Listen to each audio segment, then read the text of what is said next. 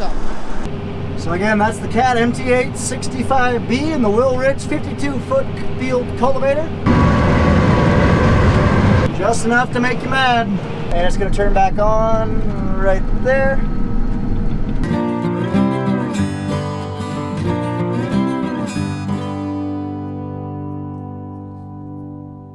Well guys, good morning, good afternoon, and oh gosh, good evening to all. Welcome to Hartung Family Farms. I'll pick you guys up in a sec. Snake. Well, that was a mess. Welcome to Hartung Family Farms. As I was saying, I am getting my spray trailer ready to go, or my sprayer ready to go.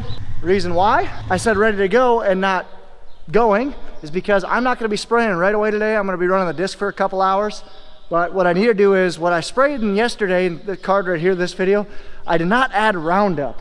So what I'm gonna do is I'm gonna put a 40-acre load of Roundup in, go back to the field I was just in, do exactly what I just did the other day, or do exactly what I just did. Yeah, it kind of sucks that I didn't add Roundup in, but what do you do? But I needed to put a load of Roundup in anyway to kill some hay down at the long farm. So I'm literally gonna do what I did yesterday, go to the long farm, spray 10 acres of hay, go to the Kunal farm, spray off 27 acres of ground there, and call it good. So let's get going. I just got my chemicals loaded up. I'm gonna put in 12.5 gallons of Roundup for 40 acres. It basically comes out to 40 ounces an acre, which is roughly a third of a gallon, a little bit less per acre. So again, not a lot, but we need, it's a lot in sprayer terms. We need a lot of Roundup to kill those rye that's out there. So let's go ahead and get moving.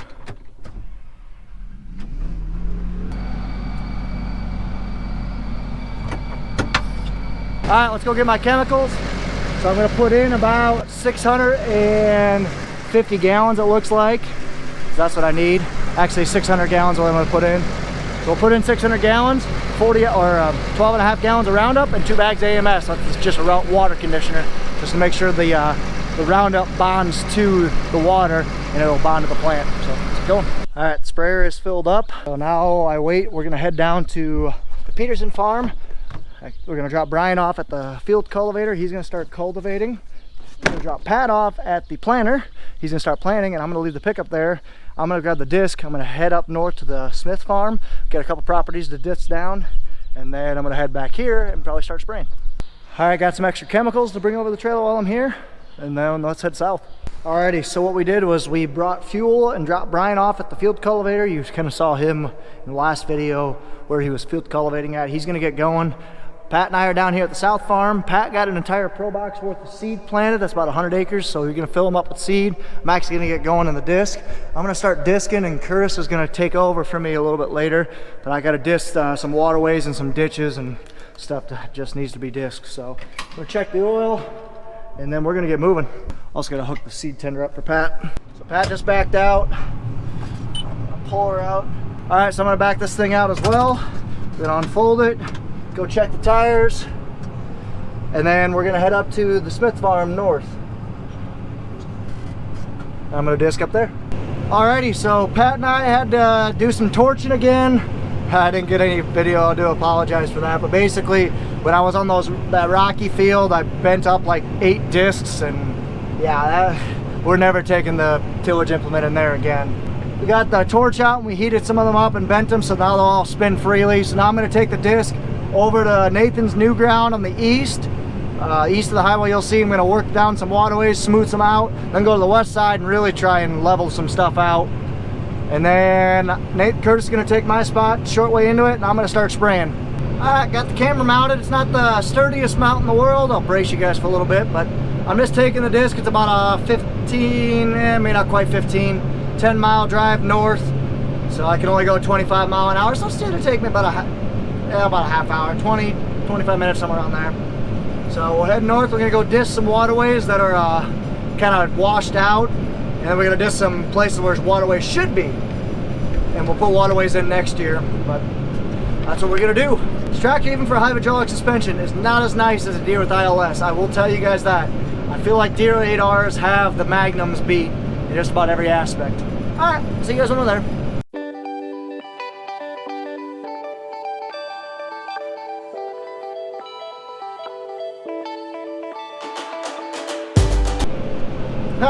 There's Brian right there. I don't know if you guys can see him, but he literally just got done and we're meeting on the road. That's funny. So I'm gonna disc up. Like I said, there should be a waterway here. There will be next year, but right now there's not. I'm just discing through it so Brian can just field cultivate it and make it all nice and smooth. Awesome. That's the other half of the disc I cut off, or Pat cut off the other day. It's a good spot for it. Yep, right there's missing one. Well, glad I found it. That would have done some damage.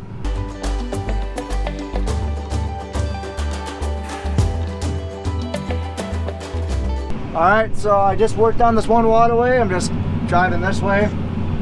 So you can kind of see there's a little bit of a ditch going through. I'm just trying to level it off just so we can plant through it. Again, ideally we'd put a waterway in here, but it's already had atrazine down on it, and so any grass that would grow through here wouldn't grow, I should say.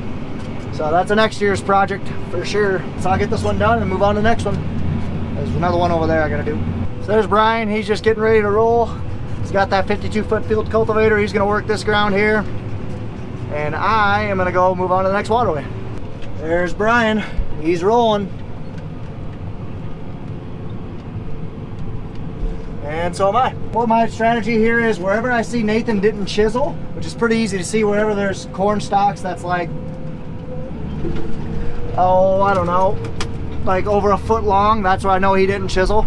So like he didn't chisel there, didn't chisel down there. So that's what I work. And I go about 9th or 10th gear, half throttle, try to go about 6.5 mile an hour or so. It's like right here, there's a path and there's a path. So I'm just working all this up, and then Brian's gonna field cultivate through it. Pat's gonna plant it tonight. There's Brian, he's just waiting for me to fill in these ditches so he can keep moving. Just about done though, probably one more down back. All right, so I got this ditch filled in. Basically turn this dirt into powder, but I'm flying at 8 mile an hour trying to really throw some dirt into the trench. So Brian's off moving. I'm gonna head over there next. Red and blue of the fire always makes me full of joy and desires. Red and blue on the... So again, that's the Cat MT8 65B and the Will Rich 52-foot field cultivator. He's gonna work this ground and then work the ground I'm on, and then that's gonna head back home, and Curtis is gonna take over and he's gonna work the bean stubble by Pat's ground.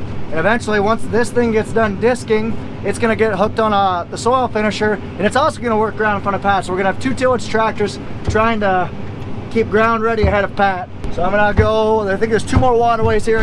Oh my Lord. I gotta disc up, and just look at that dust fly. It is dry around here. And then I'm gonna go ahead, hopefully Curtis is here by then, and he can switch and I can keep spraying or start spraying.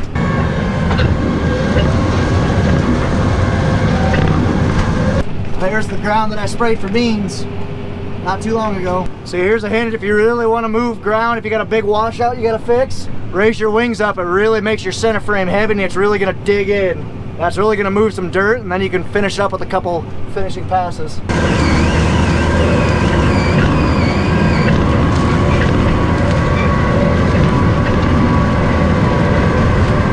See how it really leveled out that patch, and it kind of made some sidewalls. Well, now I just got to go through it a couple times and try to get it leveled out. That's the benefit about having a wing disc. You can do that. So here I did it again. I lifted up the ends and really dug in to kind of fill in that ditch. And yeah, I'm cruising to try and smooth it out.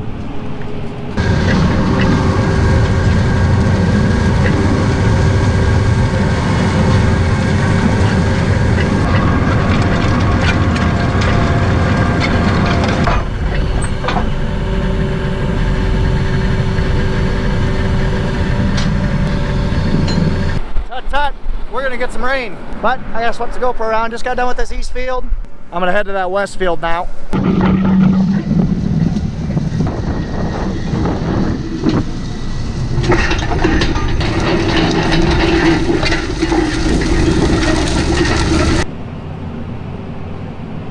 Alright, so now I'm just looking for washouts right now. I'm gonna go just kind of drive around the field and fix them. I know we got some in this corner I'm going to, some in that corner. We got some everywhere in this field. This field's pretty washed bad, so we'll go get her fixed. It's waning.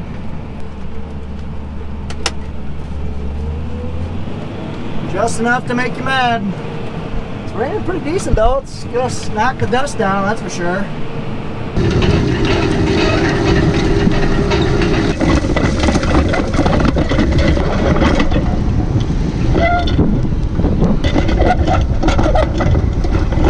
It's raining pretty decent. Oh, there's Curtis. Curtis is gonna switch spots with me, and I'm gonna go start spraying. At least I'm hoping to with this rain.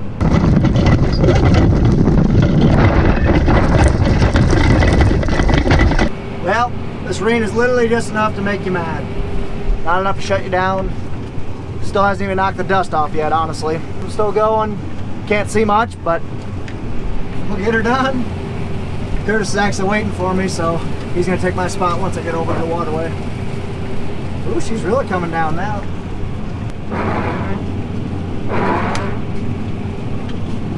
So I'm just working down after I folded up the wing, working down these big ridges. Oh, getting her done. A lot of washouts in this field. We're just trying to smooth them out. And there's Kurt. Time to get spraying.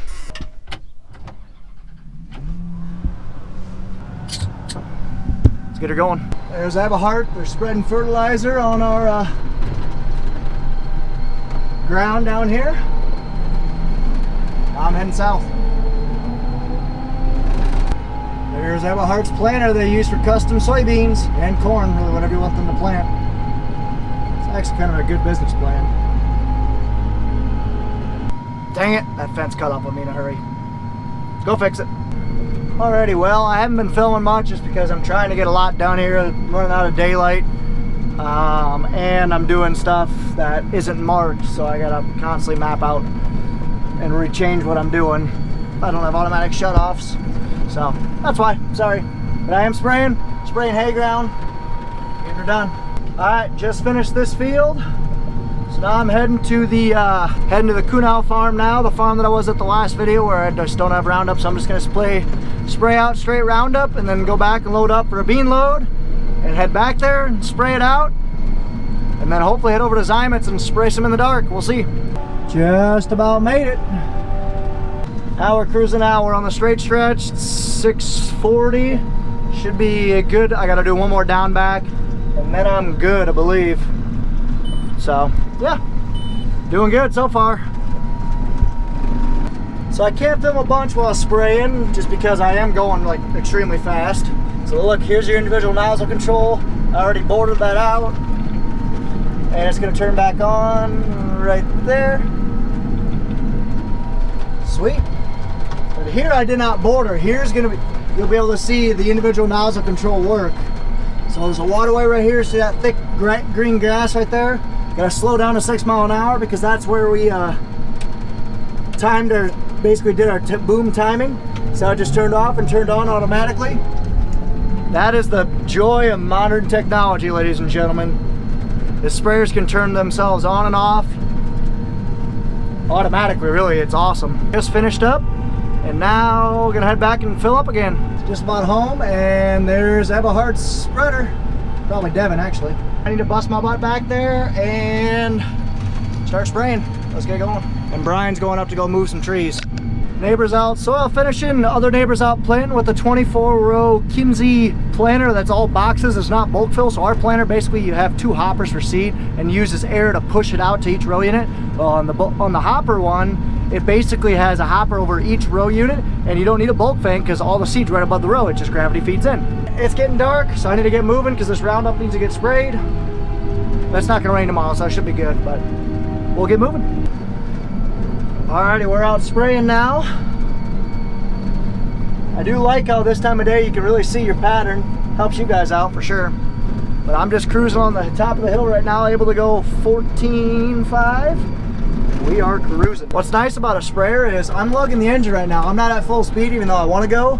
But the sprayer will always prioritize your rate because your rate is absolutely 100% important. You need to stick on your rate because, wow, look at this rye really growing. Quick side note. But you need to stick on your rate. Your rate is the name of the game. Oh, she's starting to get now dark on you now, don't you know? Guys, I haven't been filming too much just because it's been a long day. And if it was up to me, I think I'm going to spray one more load after this, but we'll see. Here's the Jackson County line. So if you go straight east about 5 miles, you'll find our farm. There's Case, Aaliyah, and Gavin. How's it going, guys? Hope you guys are doing good. Hope spring is going good for you guys. Deer, right there, 2 of them. I don't know if you guys can see them. They go. So it's dark. I'm spraying. Almost got the outside rounds done, which is what I wanted to do. So I might come back again. We'll see. But I really want to get this field done. Really want to get this field done. I am going to do one more load. I'm going to fill it up. Grab my phone. My lunch is, or my dinner's sitting in the shop right now. So I'm gonna grab my dinner, turn on the water hydrant just in case that I don't have enough water in there, which is a real possibility, especially when that's been back siphoning. Well, I got enough water in there. So let's go ahead and grab my lunch real quick, grab that battery I got sitting in here, and then we'll keep moving. Those LEDs do make a difference from aux beam. If you guys are curious, aftermarket LEDs are dirt cheap, 15 bucks a pop. Go check them out, link them in the description. Ooh, lasagna and homemade buns. Thanks, Rhonda. Oh man, that was fantastic. Ate that way too fast, but hey, we got stuff to do. It's 9:30. I want to be on the road by 11. I'm gonna have to bust tail, but hey, we'll get moving. So I'm gonna go grab that battery that I was using earlier. I actually grabbed it. So I'm gonna grab that battery, go bring that over to the spray trailer. I'm gonna hook my pump up to that and we're gonna get moving. All right, all loaded up. Let's get out of here. All right, everything just turned on. Now we hammer down. It is exactly 10:30. See how quick I can get these last. Here's what I got left. Just that center part. Says 20 something acres, 24 acres, so we'll see. I think it may be a little bit more, but maybe not. Who knows? Either way, night spraying. It's like the longest I've ever night sprayed, honestly. Don't have to do a lot of spraying at night, and plus some of our chemical mixtures need to be sprayed during the daylight when the plants are alive and taking in chemicals. We'll hammer down. Seriously, I don't know what I'd do if without these aftermarket LEDs I put on this sprayer. It makes it see the boom so much quicker and what's in front of it. Like imagine a light like 3 times dimmer. Yeah, that would suck. Especially when you're going across the field at 13 mile an hour. Speaking of which, I can go 14. Speed it up, we gotta get her done. What's cool is, so these are my section switches. I basically have 6 manual shutoffs on the boom, breakaway, and then 4/4 of the main boom and then the other breakaway. Those are showed up right here and they're actually, excuse me, they get lit up at night. That's kind of neat. You can also kind of see the monitor better right now. These are all my individual sections, 36 of them. You can kind of see that one's off right now because I'm overlapping, but it'll flick on and off depending on where my auto steer is drifting. See, that one's shut off both times, or 2 of them shut off. It's kind of neat. There's a lot of technology on this sprayer. It's really cool. 2 more passes, less than an acre. I'll be done with this field. How about I not hit a fence? That'd be nice. No, but you guys, I'm tired. It's been a day. All right, hammer down, 15 mile an hour across the field. That's one thing about a sprayer. You can fly across the field and barely even feel it. Got about 375 gallons left in the tank. That's gonna have to be good until I head up to Bellevue. So we'll head home, call her, put her up for the night. Why the hell are our seed discs in the trash? You know, like the planter seed disc you have? Yeah, ours are sitting in the trash. What? That should not be in the trash. These are, how much is a seed plate? Any guess? Sorry, I just had a break. Saw seed discs in the trash, and those aren't cheap. So anyway, I just gonna go ahead and shut the sprayer off. I'm letting it cool down right now. The water trailer is empty for when my dad's gonna pull it up to Bellevue. And I'm actually on the phone with Carl Dodge. He just says hi vocally. I can hear him saying hi. Anyway, yeah, he just said hi. So I'm going to close down this video, guys. I hope you enjoyed this video. If you guys did, be sure to like, comment, and subscribe. Follow us on Facebook and Instagram. And while you're down there, you might as well go follow Carl's channel too. That'll be down in the description. Hope you guys enjoyed it. Like I said, a lot of stuff happening this weekend. Cousins got cameras. We should have plenty of footage and coverage while I'm gone. So anyway, take it easy. Stay safe. and be sure to watch out for slow moving farm vehicles out there. All right, see ya.